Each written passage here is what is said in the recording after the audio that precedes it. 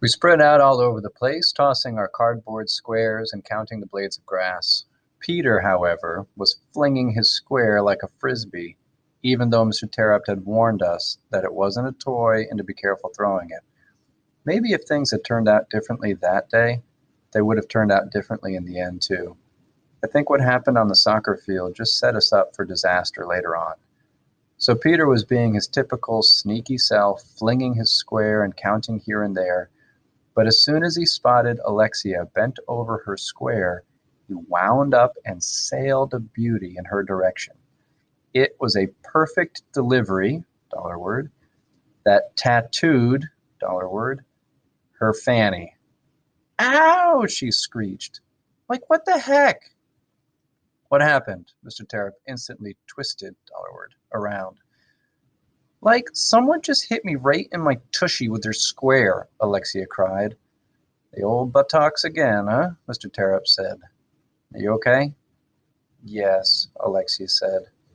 Mr. Terup turned and looked out at us. We were laughing our heads off, and I swear I saw him smile as he shook his head at the whole scene. Peter, come over here, please, he said. Why me? Peter complained.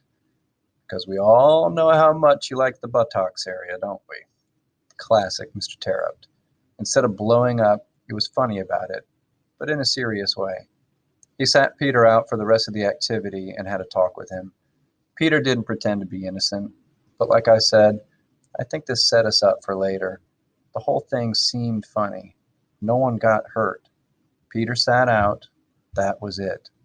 Once we finished tossing and counting, we headed inside, where we learned how to average all our data. Then we took our average number and used it to predict the soccer field total by figuring out how many of our squares could fit inside the field. The number of blades of grass in our soccer field equals 77,537,412. This isn't an exact answer, of course, but it is an accurate estimate based on all our calculations. Phew, I learned so much doing that project. It wasn't the stupid easy stuff I was used to getting from my teachers, that's for sure. We were math wizards, dollar word.